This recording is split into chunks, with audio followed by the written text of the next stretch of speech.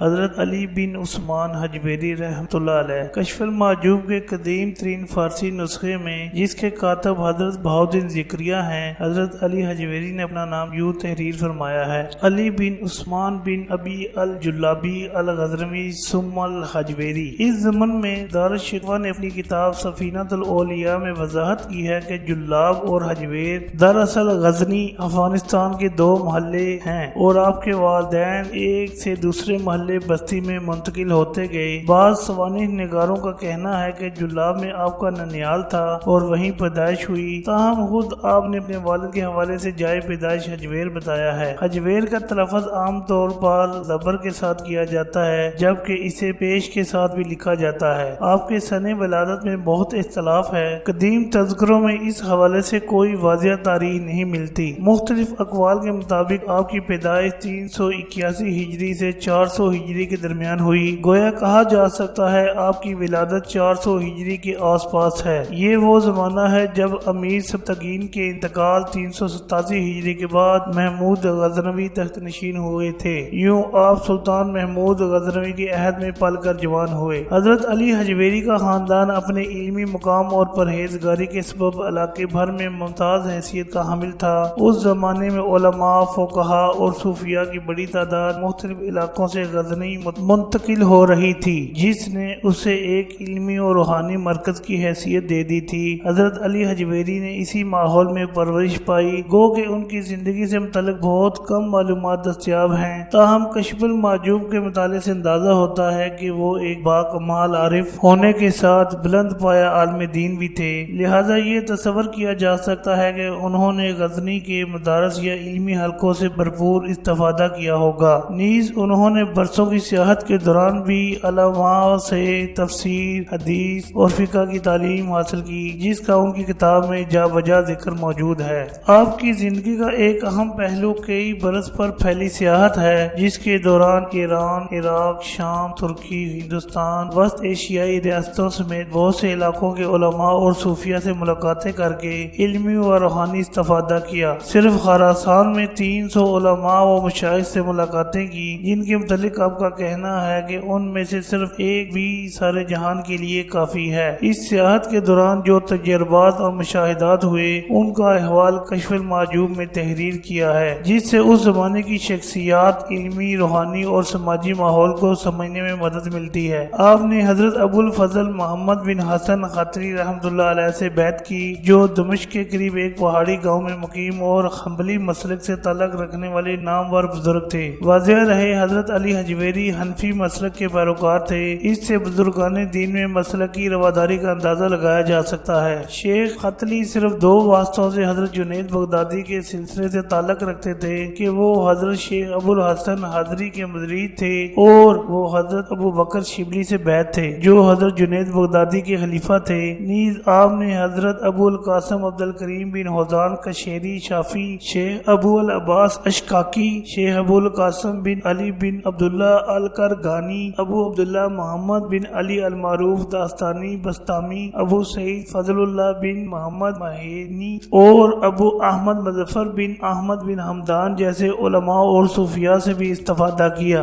عام روایات کے مطابق آپ اپنے مرشد کی ہدایت پر 431 ہجری میں لاہور تشریف لائے۔ یہ واقعہ یوں بیان کیا جاتا ہے کہ جب آپ کو لاہور آنے کا حکم ہوا تو مرشد سے عرض کیا کہ وہاں تو پیر بھائی حضرت حسین زنجانی پہلے ہی سے موجود ہیں، پھر میری کیا ضرورت۔ لیکن شیخ نے پھر جانے کی ہدایت کی۔ جب لاہور پہنچے تو رات ہو چکی تھی اور محافظوں نے شہر کے دروازے بند کر دیے تھے، اس لیے رات شہر کے باہر گزاری۔ جب صبح کو شہر کے دروازے کھلے اور آپ شہر میں داخل ہونے کے لیے آگے بڑھے تو دیکھا کہ لوگ ایک جنازہ اٹھائے چلے جا رہے ہیں۔ معلوم کرنے پر پتہ چلا کہ وہ حضرت حسین زنجانی کا جنازہ تھا۔ گو کہ یہ روایت بہت مشہور ہے، لیکن مورخین نے اس پر بہت سے سنجیدہ سوالات بھی اٹھائے ہیں۔ مثال کے طور پر اس واقعے میں جن حضرت حسین زنجانی کی وفات کا ذکر ہے، تاریخی حقائق کے مطابق وہ آپ کے 150 سال بعد کے بزرگ ہیں۔ قدیم اور جدید تذکروں کے مطالعے سے ایسا معلوم ہوتا ہے کہ آپ پہلی مرتبہ 431 ہجری ہی میں غزنی سے لاہور تشریف لائے اور اس کا سبب سلطان مسعود غزنوی کی سلطان الف ارسلان سلجوقی کے ہاتھوں شکست تھی کہ اس کے بعد غزنی کے حالات خراب ہو گئے تھے۔ वहाँ से नकल मकानी शुरू हो गई थी। यूं हजरत अली हजवेरी भी अपने दो साथियों अबू सईद हजवेरी और हमाद सरही के साथ, जिनका अपनी किताब में जिक्र किया है, लाहौर तशरीफ ले आए। कश्फुल माजूम में बयान करदा वाक़यात में आपकी 431 हिजरी के बाद यानी लाहौर आमद के बाद भी मुख्तलिफ ममालिक में मौजूदगी का पता चलता है। इस ज़मन में एक अहम वाक़या आपके मुर्शिद के इंतकाल का है, जिन्होंने 460 या 456 हिजरी में दमिश्क के करीब एक गाँव बैतुल जिन में वफात पाई। आपने ये किस्सा यूं लिखा है, जिस रोज वफात हुई आप बानिया और दमिश्क के दरमियान पहाड़ पर वाक़या एक गाँव बैतुल जिन में थे और आपका सर मेरी गोद में था। मेरा दिल सख्त मुस्तरिब और तकलीफ में था, जैसे कि ऐसे मोहसिन और दोस्त की अलहदगी के ख्याल से होना ही चाहिए था। आपने फरमाया, बेटा मैं अकीदे से मुतल्लिक एक मसला बयान कर दूं, अगर तुम खुद को इसके मुताबिक दुरुस्त कर लोगे तो हर रंज और तकलीफ से दूर हो जाओगे। ये बात याद रखो कि तमाम हालात हुआ वो अच्छे हों या बुरे, अल्लाह ताला की तरफ से हैं। उन पर एतराज नहीं करना चाहिए और ना ही उन पर नागवारी का इजहार करना चाहिए। ये नसीहत फरमाकर इंतकाल करके इससे जाहिर होता है कि आप लाहौर आने के बाद भी मुख्तलिफ इलाकों में आते जाते रहे हैं। हजरत अली हजवेरी उन 2-3 बुजुर्गों में शामिल हैं जो सबसे पहले लाहौर तशरीफ लाए और इस हिंदू आबादी के शहर में इस्लाम की शमा रोशन की। आपने कई बरस लाहौर में गुजारे, जिसके दौरान हजारों अफराद ने आपके हाथ पर इस्लाम कबूल किया। आपने सबसे पहले एक मस्जिद तामीर की, जिसकी जगह इन दिनों नई और वसी मस्जिद कायम है, और फिर उसे अपनी तालीमी, इस्लाही और रूहानी तबलीग का मरकज बनाते हुए हल्के खुदा तक अल्लाह वहदहू ला शरीक का पैगाम पहुँचाने में मगन हो गए। सुबह तलबा को कुरान, हदीस और फिका के अलूम से माला माल करते,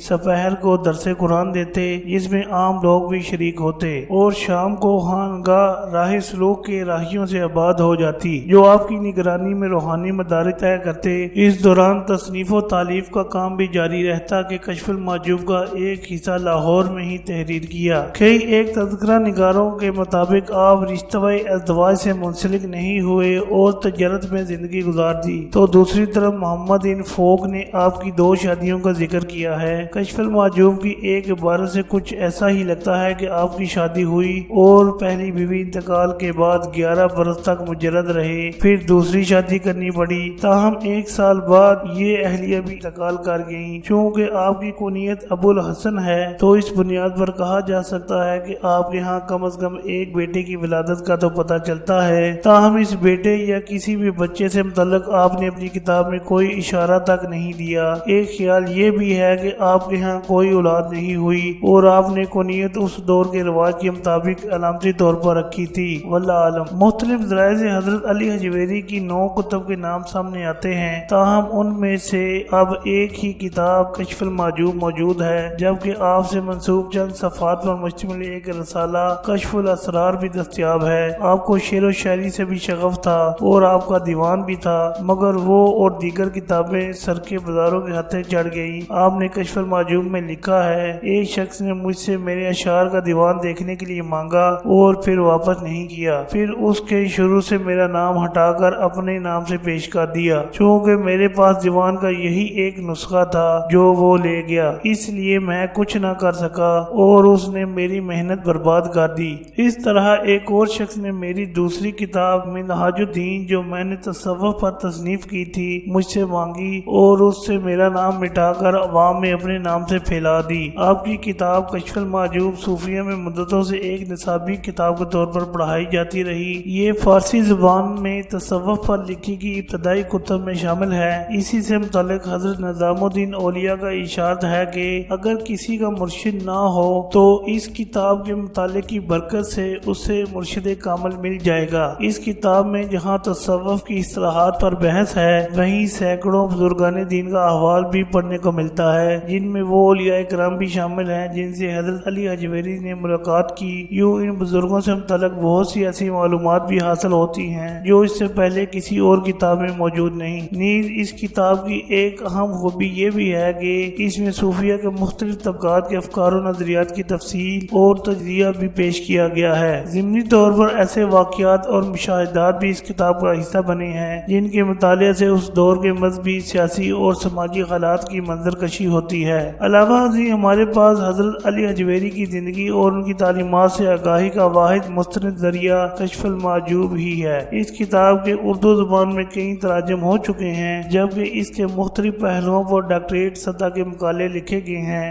اور یہ سلسلہ اب بھی جاری ہے۔ روایت ہے کہ خواجہ معین الدین چشتی لاہور تشریف لائے تو حضرت علی حجویری کی مزار پر 40 روز تک چلا کاٹا اور رخصت ہوتے ہوئے آپ کے فیوز و برکات کا ان الفاظ میں اظہار کیا: گنج بخش فیض عالم مظہر نور خدا، ناقصاں راہ پیر کامل کاملہ راہ نما، یعنی آپ اللہ تعالیٰ کے دیے خزانے کو عوام میں لٹانے والے، ایک عالم کو فیض پہنچانے والے اور اللہ تعالیٰ کے نور کے مظہر ہیں۔ آپ کی ذات ناقصوں کے لیے پیر کامل اور کاملوں کے لیے رہنما کی حیثیت رکھتی ہے۔ کہا جاتا ہے کہ اس کے بعد ہی آپ عوام میں گنج بخش کے لقب سے پکارے جانے لگے۔ بعد ازاں اس میں داتا کا بھی اضافہ ہو گیا اور اب آپ داتا گنج بخش ہی سے معروف ہیں۔ اسی مناسبت سے لاہور کو داتا کی نگری بھی کہا جاتا ہے۔ البتہ اس زمن میں اگر آپ سے منسوب کشف الاسرار کو دیکھیں تو اس کے مطابق آپ کی زندگی ہی میں لوگ آپ کو گنج بخش کہنے لگے تھے۔